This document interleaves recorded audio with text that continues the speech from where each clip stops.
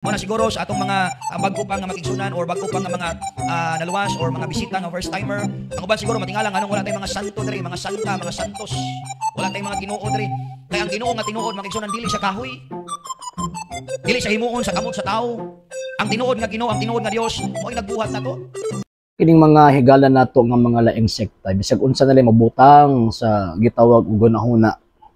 Bisag kabalo silang sayop pero ilaha gyapon ipamugos ang mga butang nga sayop nga himuon nilang tinuod kay para kadtong mga inosente nga mga Katoliko dali ra mailad ug dali ra motuo sa ilahang mga bakak nga gipangyawit.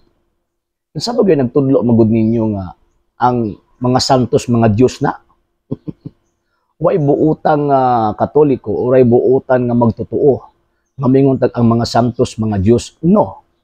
Kung ato ang tan-awon ang tudlo sa Iglesia Katolika Apostolika Romana, ang mga santos mo na sila ang mga tao nga kung diin nakadawat sa grasya sa Ginoong Dios, nakalahutay ni ining moong kalibutan na namatay unya pagkahuman misulod siging harian sa langit, and at the same time nakahimo sila mga extraordinary nga mga buhat para sa pagtuog para sa kaluwasan. I am referring to the persons kanang mga persona nga mga santo. So nga naman tungod kay kun ato ang tan-awon manggod walay mahitabo nga santos, walay mahitabo nga mamahimong naitaw nga balaan nga naa sa langit kung wala ang tinubdan sa pagkasantos sa Dios. Kay ang tinubdan sa pagkasantos ang Dios man. So buti pasabot kun ato ang aninawon pag sakto mali nang maingunta nga di tinuod ang mga santos. Nya pagkahuman ingon pagyud nga binuhat og kamot sa mga tao ng mga santos. Ang problema anong pastuya kay dili ka balo mo distinguish sa balaan nga butang o kining sa balaan nga tawo.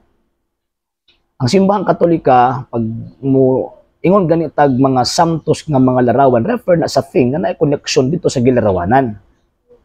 So buti pasabot kung tagkana mga santos na nga mga butang tungod kay kana nga mga butang naay connection dito sa gilarawanan nga mga santos. For example, San Pedro, natay imahe na San Pedro kay tawag ka nang namin koneksyon ng maong imahina, namin koneksyon ng maong larawan na dito sa tawag ining Pedro na nakasulat sa balaang kasulatan.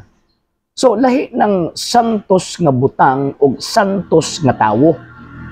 So, ang santos nga tao, mautong na sa gitawag og langit, na nakig-uban na sa Ginoong Dios kay sumala pa na Ginoong Kristo, aron bisag asa ako, tuapod mo. Ngayon pa na Ginoong Kristo, ang mupadayon og mulahutay maluwas, apan ang dili silutan. Ningon pa ni San Juan, Revelation chapter 5 verse 8, na ay mga santos nga naas langit, nagampo adlaw o gabi. So, buti pasabot, kanang maong santos nga mga persona, San Pedro, Santa Maria, San Jose, o tinuod na nga naas langit, o nakaangko na sa hingpit nga kaluwasan. Pero ang problemahan ani nga to ang migo nga pastoy kay kining maong mga butang nga naa sulod sa simbahang Katolika amo ng mga santos nga mga butang o santos nga mga larawan. Buti pasabot ang word nga santos, butang balaan. Balaan ba kung baga naay koneksyon sa magbubuhat, naay koneksyon ngadto sa Dios ug naay koneksyon sa gilarawanan nga gihigugma sa Dios. Mali ba ang pagbuhat og mga santos nga mga larawan dili oy. Bisang gani ang balaang kasulatan, ang templo sa Ginoong Dios na ay mga santos nga mga larawan. Larawan sa kerubin, larawan sa gitawag og tao. Nya mula sa Bagong Testamento, ang templo sa Ginoong Dios dili na mura og budiga. Para pareha sa uban nga nabot mga pundok nga or kanilang simbahan nga walay bisag usa nga mga larawan. Nawa, magulang lang og budigas kupras. Magulang lang og tawag anong butangan lang nimo og kanang tulo ka sa kupras, mura nagbudigas kupras rather. Diba? So, ana lang nga tawagan ka simple. Number 2, walay buutan nga tao nga mag-ila sa larawan nga Dios. Walay buutan nga Katoliko nga mag-ila nga kanang maong larawan mga Dios na. Wag bitaw ginabalik-balik na mo always. Pag mag-ampo ang Katoliko, amahan namo na kas langit. Digid mi moingon nga amahan namo mipilit ka ng larawan. Kay para tama nang una-una sa tong amigo nga pastoy nga gihimo na tong Dios ang mga larawan. Mali. Diha pa lang mali na pagpangilad na pagpangilad na. Why Katolikong nagtudlo nga ang mga larawan or ang mga ributo Diyos? Never. Kay ang pagtuo sa simbahang Katolika, now this is the Catholic faith. We worship one God in the Trinity and the Trinity in unity.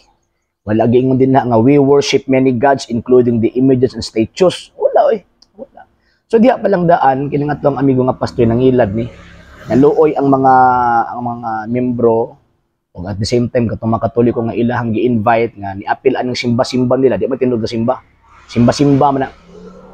Naapil anang ilahang simba-simba, mailad lang sa kana bitang mga malamaton nga mga pulong. Nining atong higala nga pastor. Anong malamaton man katanaw ra gud do. Dami kay mga istorya, ang tawag ang mga balaang butang gihimo niyang Dios. Nya pagkaman iya pagtuo, ipahid niya sa mga Katoliko. Yabag.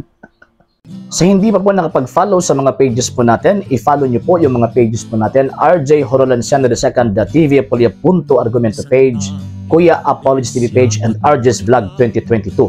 And pwede rin po kayo mag-send po dyan ng Facebook stars. And also, sa atin po mga channels, sa hindi po nakapag-subscribe, i-subscribe po ninyo yung mga channels natin, The Lay Catholic, Apologies International Official, RJ Sano II TV, Kuya Apologies TV, and Barrio Kawayan Religious Forum.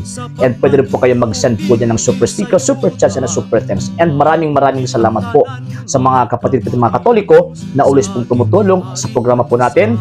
Maraming salamat po. Nang dahil po sa tulong at suporta po ninyo, ang programa pong ito, until now, andito pa rin po sa social media. And until now din po, nangangailangan pa rin po tayo sa tulong at suporta po ninyo dahil wala po kami magagawa rito mga sir, mga ma'am, kung wala po yung tulong at suporta po ninyo. Sa gusto pong tumulong, sa gusto pong sumuporta, pwede po ninyong ipadala ang tulong at suporta po ninyo sa pamamagitan po ng ating mga account numbers dyan po sa ating pong screen. And pwede niyo po kaming i-message sa ating pong page kung via remittance po yung papadala po ninyo. Maraming salamat po in advance.